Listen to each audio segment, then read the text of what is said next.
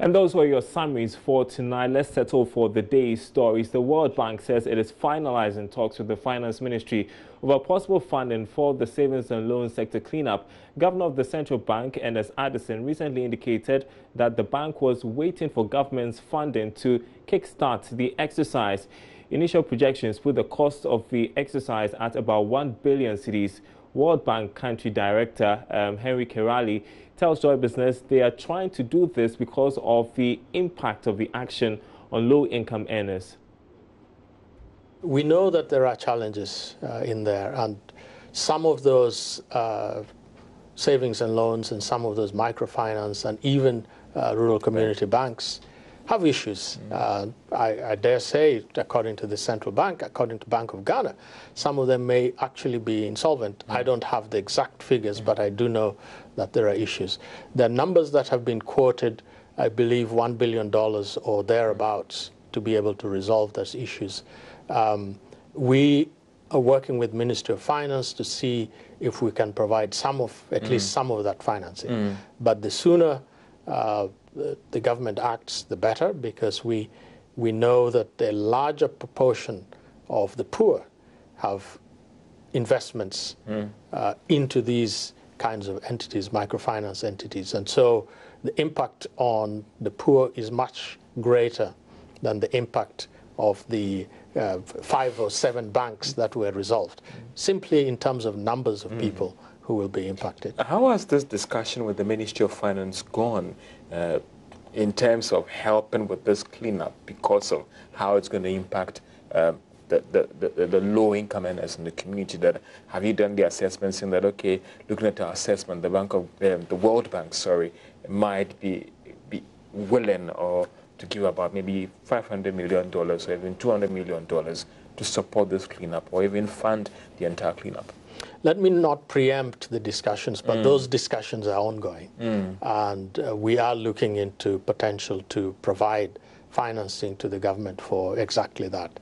It may take a few more months for us to conclude those discussions, and so we'll make a statement or an announcement once those discussions are completed.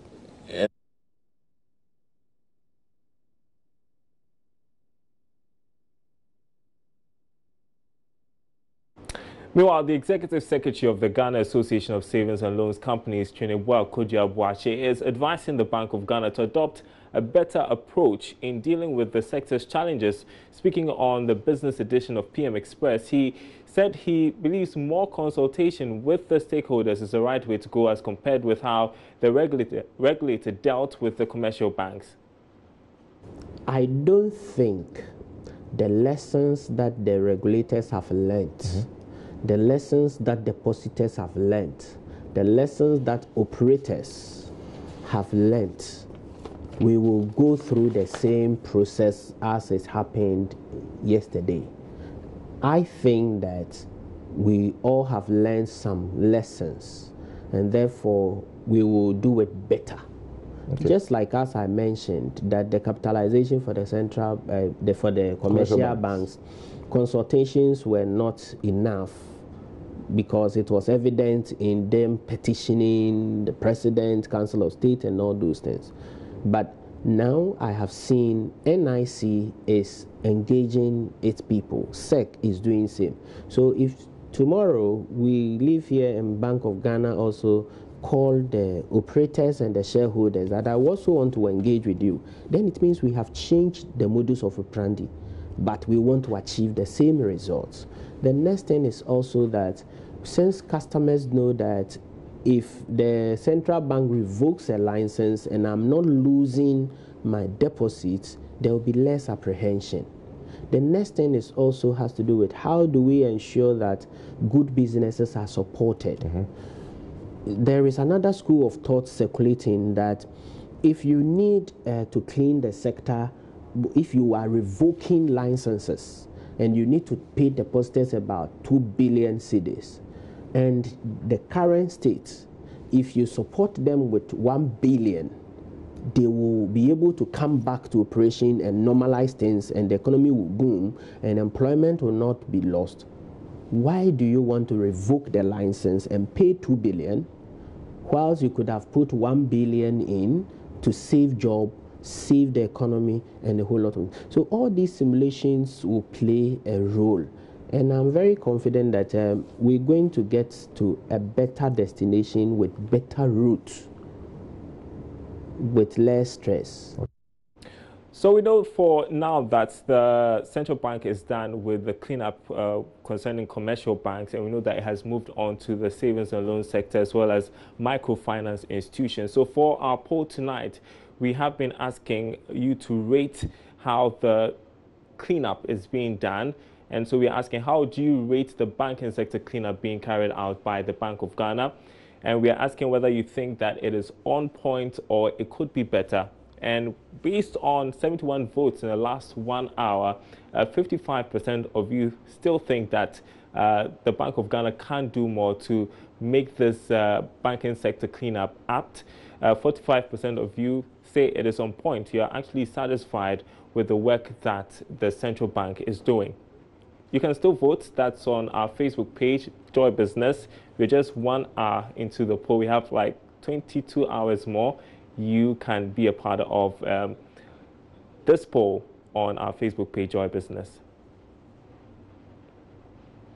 And so with all that we've seen in the banking sector, some students are considering a career decision in banking. Others just don't care anymore, especially with the numerous layoffs we've seen in the wake of the banking sector crisis. In the following report, my colleague Charles Aite has been assessing the impact of the banking sector cleanup on the career choice of students at the University of Ghana Business School. Ghana's banking industry has witnessed several challenges leading to the recent banking sector cleanup by the central bank. But unfortunately, the cleanup has left the industry scarred by massive layoffs and total shutdowns of some troubling banks.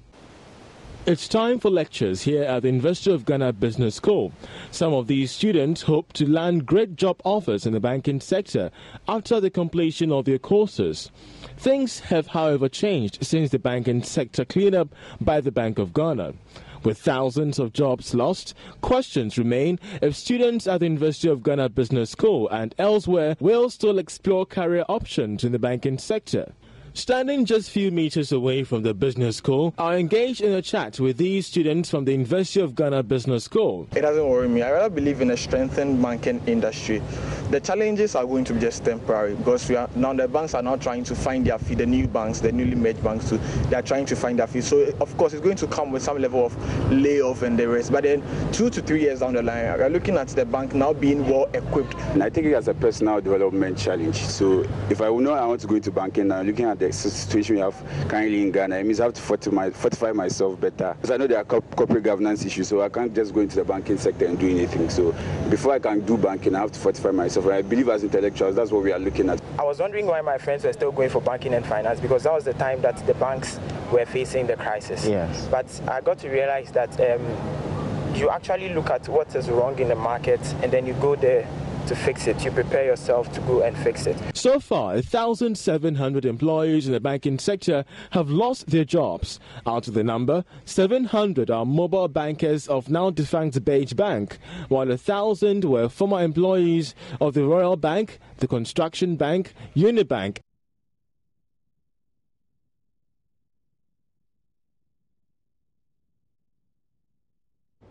Apologies for that. You're watching Business Live. Let's move on to other stories. The Minister for Procurement, Sarah Adjoa-Safo, says the ministry is looking to curb looting of the public purse through certification of procurement officers. According to her, this has become necessary as Ghana recently features as part of corrupt countries in a report by Transparency International. Sarah Adjoa-Safo spoke to Joy Business at the signing of an MOU with South African advisory firm Commerce Edge. The signing of the MOU between the Public Procurement Authority and Commerce Edge is the beginning of the introduction of a comprehensive certification and licensing program for procurement practitioners in the country. Minister for Procurement Sarah Adjoa-Safo said the certification will help address issues of corruption, especially in government procurement process. The president is talking about Ghana Beyond Aid. Transparency International talks about ranking of corruption perception. OECD is telling us that most corruption occurs in public procurement because there's procurement corruption and collusion. And at the center of it is the procurement practitioners, because they are more or less agents of government. So they intercede on government's behalf and interact with contractors. And that is where, if we need to actually close the gap and ensure that there's integrity and accountability and transparency, we need to build on their capacity, their competency levels. And so in collaboration with South African partners, we've signed an MOU. We intend to certify properly our procurement practitioners. According to the CEO of the Public Procurement Authority, the partnership with advisory firm Commerce Edge is targeted at fixing competency challenges in the industry. Now, so we were all along looking for an institution like Commerce Edge to partner with us because they have their competency in this area. They have been in the business of developing competency training programs over the last 20 years. So having identified such an institution, and then with the vision that PPA has and the mandate that we have under the Procurement Act, we feel that with the support from PPA and Commerce Edge, we will be able to establish the appropriate training programs that can fit into the type of competency that these trained procurement professionals and practitioners require. Commerce Edge Advisory Services is a supply chain training and competency management institution. Andrea Kodzi is the MD for Commerce Edge Africa. There are certain competencies that it doesn't matter, not only in Ghana, that we can identify as almost the key areas where they are lacking. And I think in many cases it's contract management. Those are the kind of things that people actually request a lot of training on. I think the issue of negotiations, because, you know, procurement people, and especially at a very senior level, need to negotiate because we negotiate contracts. So I would say those are probably the two big ones, you know, from a technical point of view.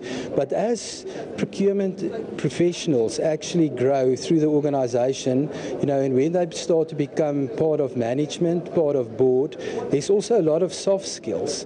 So that's also a very good area that we see that people need a lot of competency development is in the area of soft skills. And that's also an area that we focus on.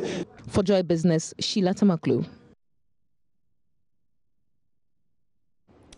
The Finance Minister, Ken Ofori-Atta, says overall crude oil production from Ghana is expected to more than double over the next 4 years. Addressing 20 key international companies, he said Ghana has reasserted herself strongly as a key destination for petrochemical industry players. Finance Minister Ken Ofori-Atta in his address said, going forward, the vision of government is to create an optimistic, self-confident and prosperous nation through the creative exploitation of human and natural resources and operating within a democratic, open and fair society in which mutual trust and economic opportunities exist for all. He told investors in Oslo, Norway, that overall crude oil production is expected to increase from 196,000 barrels per day in 2019 to over 420,000 barrels per day in 2023. Norway-based Aker Energy has confirmed a significant offshore resource base in Ghana and has committed to scale up new development in the deepwater Tanukip 3-point block.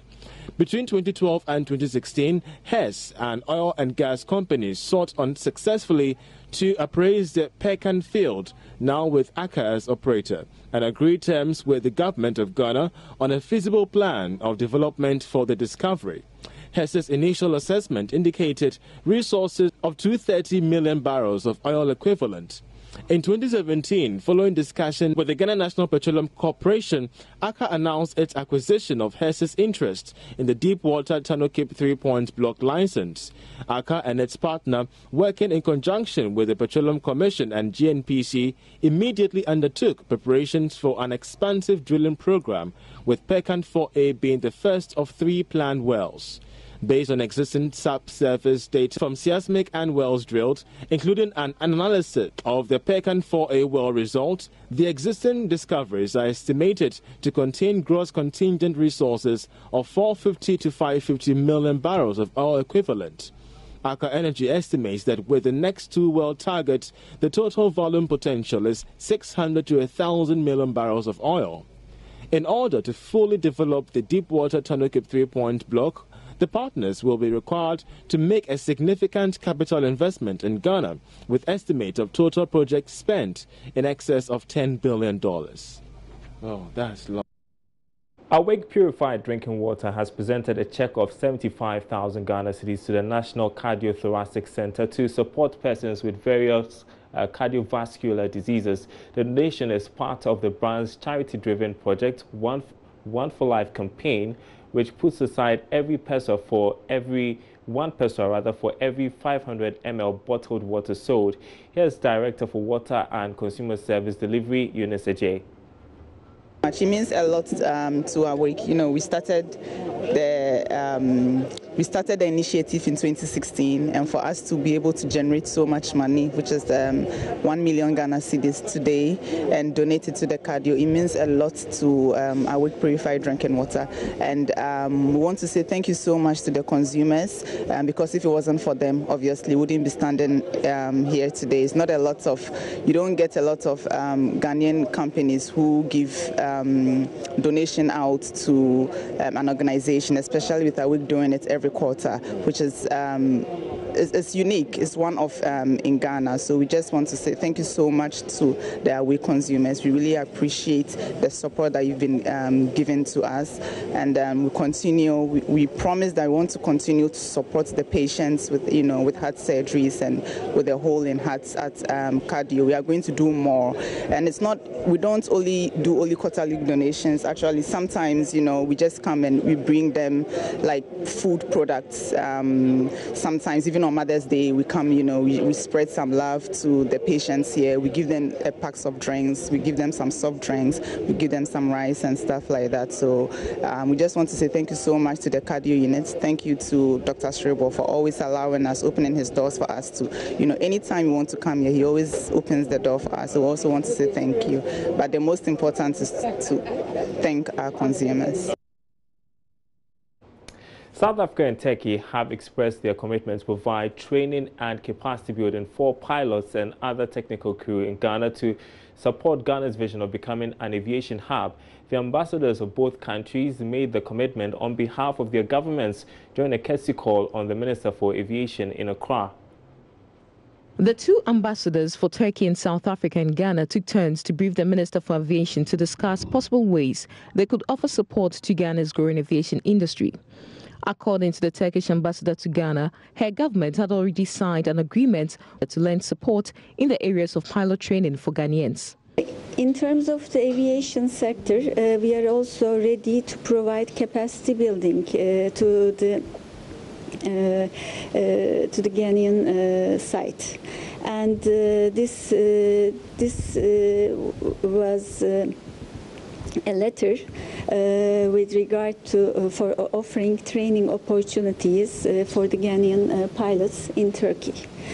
Because Turkish Airlines has the capacity and infrastructure to provide training to the pilots. On her part, the South African ambassador to Ghana said her country also had a lot to offer in the areas of capacity building for professionals in aviation. We will work together with our share resources and skills. If there's any possibility, need for training in different areas, but also in assisting in training their personnel. We are ready and willing to do that. For Joy Business, Sheila Tamaklu. That story concluding Business Live tonight. There's more news on our website, myjoyonline.com/business. My name is Daryl Kwal. Thanks for watching. See you next week.